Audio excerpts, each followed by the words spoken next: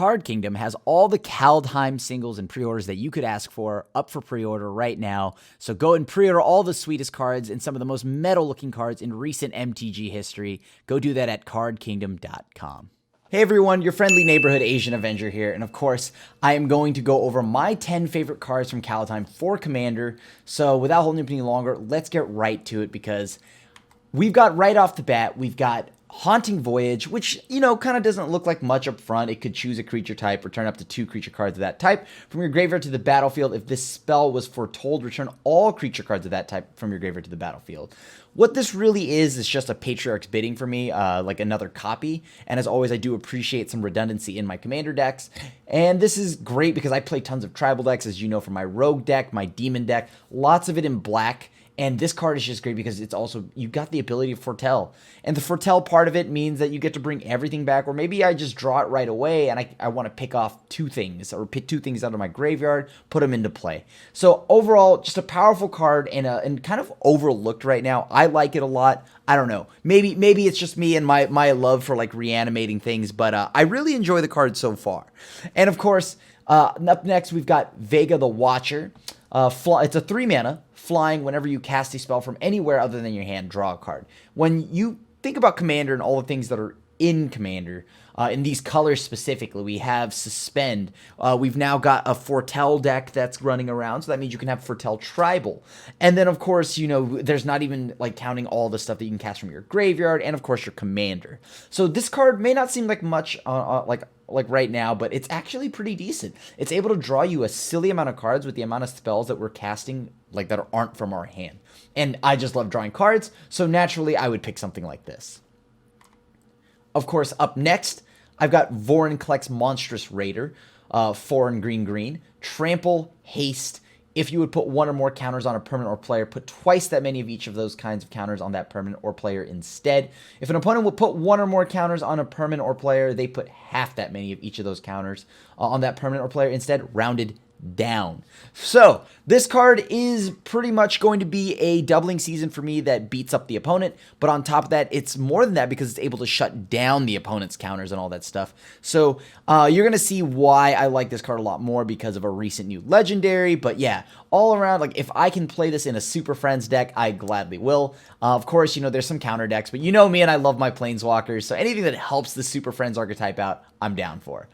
And of course, we've got Dream Devourer coming in next. Dream Devourer may not seem like much, but what this card does is it's a mana rock or a mana dork for cards and or for decks that don't have green. It's a 2 mana. Each non-land card in your hand without Foretell has Foretell. Its Foretell cost is equal to its mana cost reduced by 2. And, you know, whenever you foretell a card, Dream Devourer gets +2/+0 until end of turn. That last part is irrelevant to us. The biggest part here is that all of our other stuff gets foretell. Now, this is big for anything that, as I said before, just doesn't have green. This is going to just be a sweet mana dork that'll allow us to go ahead and, like, maybe get an Ugin the Spirit Dragon on 6. Reduce the cost of, you know, like whatever big spell we might have, whatever you want it to be. And, like, it's a pretty cool card, I like the design of it. It's not meant for your Foretell deck, obviously, because it only gives Foretell the stuff that doesn't have it. So, yeah, just all-around fun card that you can also get around wheels. If your group's got wheels and all this other stuff, you're afraid of them discarding or throwing away your stuff, well, you can just tuck it nice and, like, you know, just nice and safely away in the Foretell exile zone. Now, Kaeya the Exonerable. Nobody's surprised by this, right? I love Kaeya. I love Planeswalkers. This one's actually pretty cool. Put a ghost form counter on up to 1 target non-token creature. It gains whenever this creature dies or is put into exile, return to its owner's hand, and create a 1/1 white spirit creature token with flying. -3, exile target non-land permanent. -7, get an emblem.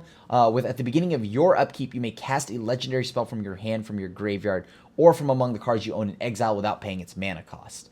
This is just everything I love. It's able to pair quite nicely with a deck that I already own in paper in Navineral, which means I can go ahead and just put it on Navineral, blow up everything, put it back in my hand, start over, do it again every time. -3 means I can answer any permanent on the board, which is great in Commander and all you can really ask for out of a Planeswalker. And of course, the emblem probably should win you the game. But yeah, just all around, really like the first 2 abilities and love Kaeya, so just excited to play with her. Then I mentioned a little bit before about Voron Klex and why I think it's a pretty cool card for Super Friends decks, and that's because I think Eska, God of the Tree, 1 green, vigilant, add 1 mana of any color. Other legendary creatures you control have vigilant and add 1 mana of any color, which is great, but its backside, which is going to be the best part, it's going to make it so that you can go ahead and play whatever you want off the top of your deck, with that, as long as it's a planeswalker or a creature, and that's going to be great in a Super Friends deck. But yeah, this is just all around a solid card on its front half because, it's a cheap commander that can come down, help you ramp, but, has that sweet backside that you can just go ahead and play immediately flipped over right away from the command zone. Now, when Kaldheim was revealed, there was already some buzz about Valkyrie God of Fright. 3 black, menace. Whenever an opponent sacrifices a non-token permanent or discards a permanent card, you may put that card from a graveyard onto the battlefield under your control. Now, this is very powerful. Please do not take this as me saying that it sucks or anything like that. But I do think it's a little overhyped, if you would. It's a powerful card with a powerful effect, which is all you can ask for from your commander. But it's sweet, right? I think it allows you to now play cards like Thoughtseize and Commander and not feel absolutely ridiculous about it. However, I cannot help but feel like this card might be better in a 99, as I feel like you want it in a Rakdos deck that can really take advantage of that ability there. Because, you have black mana and, all of that. You can tutor for it. You can reanimate it, whatever it is. But yeah, I think this card combined with cards like Sire of Insanity, stuff like that is just a blast. Of course, asking me and to be your moral compass and, whatnot for what card is fun and whatnot for your group is, I don't know. I think this card is fine. I can totally understand people's concern for it and why it scares people, but I think it's just good. I mean, Mono Black has had powerful commanders before. This is still not better than Keurig. It's just a fun card. So, I like it. Now, the next card here is, to nobody's surprise, King Narfi's Betrayal, a 3-mana saga. Each player mills 4 cards, and you may exile a creature or planeswalker card from each graveyard.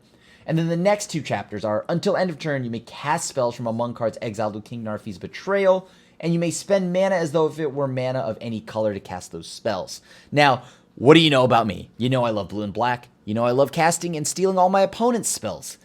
This does that. Plain and simple, and on 3 mana, you gotta love it. And with the ability to just pick what you want to play after you mill 4 cards from everybody's deck, it's perfect. I'm gonna throw this in my, Anawan deck. Of course, there's the issue where maybe you have a Marin or some kind of graveyard-centric deck in your pod. If so, hopefully you can now exile 1 key creature or planeswalker out of that graveyard. Get that Spore Frog out of here. Who knows? So it does do work in that sense too, so you don't have to worry and feel too bad about milling those decks. Now, this has to be, like this when this was first revealed, this was the card I was pumped.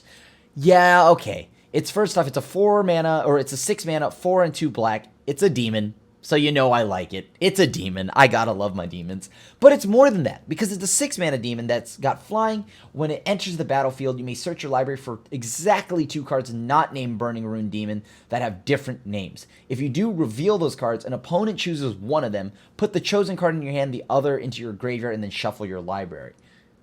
This is going to be, out of these colors, for the most part, it's going to be 0 downside.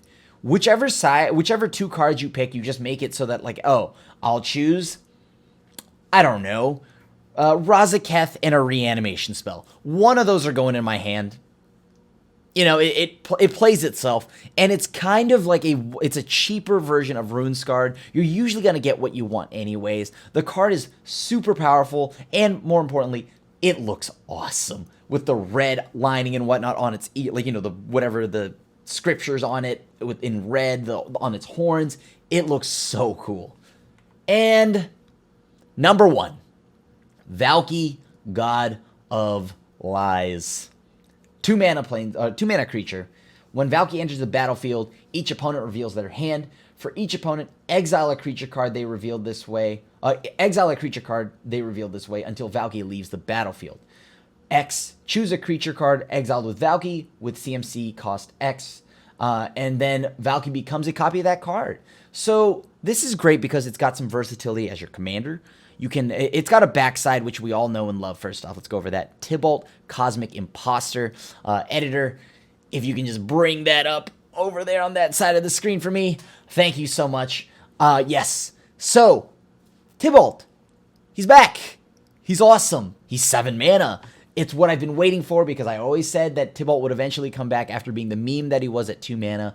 Tybalt, Cosmic Imposter has, it's the first ability is that you get to exile the top card of each player's deck. That's huge. That means no matter what, you'll be able to, and like, by the way, you can play these cards because you get the emblem as soon as it enters the battlefield. You can play these cards even after Tybalt is answered. So you get to just permanently keep these cards and cast them whenever you want. And then, of course, the minus is you get to exile an artifact or creature. And if it's Tybalt that's exiling it, you get to play it. So let's say you get paired against a Great Henge or some kind of wild artifacts or maybe some solid creature. Yoink, that's mine now. Love it. The ultimate, exile all the graveyards. You get 3 red mana, and now you, of course, get to play more cards with Tybalt. Amazing. And, of course, the front side, as you know, I already mentioned earlier, it can be whatever creature you need it to be that you want to steal from your opponent's hand, and they have to spend a removal on it. And I think what I like about this the most is that, let's say you are able to play the 7 mana side. It dies, sure, because Planeswalkers, they come and go on a table. Boom, for 4 mana now, I can just play Valkyrie, and, you know, like, maybe I don't have a way to get that 7 mana again, or 9 mana to play that Tybalt. I can now just play Valkyrie. So that on its own is just cool, and just a versatile card. And, of course, it does what I like. Stealing cards from the opponents, from all the people at the pod, trolling, and, you know, it's so Tybalt, and that's so me. So thank you so much for watching this video and checking out my top 10 Kaldheim cards. Hopefully some of these cards align with your lists and are some of the cards that you're excited for, because I know I sure as heck am. Yes, some of these cards are a little more awkward now with, you know, us being in quarantine and whatnot. So, you know, tabletop or webcam commander is way different than paper commander. But when things get back to being normal, Tybalt is going to be the first deck I built because I'm going to steal so many things from everybody's decks. So thank you so much for watching. And as always, feel free to leave a like and a sub and hit the bell icon to be notified when a brand new video goes live. Other than that, your friendly neighborhood Asian Avenger here, signing out, and I'll see you at the next one. Thanks for watching the video. If you enjoyed it, help us out by clicking that like button down below. And to keep up on all the latest and greatest, click that subscribe button. And don't forget to hit that bell icon to get alerts whenever we have new videos. And if you want to, check out some of our other sweet videos here and here.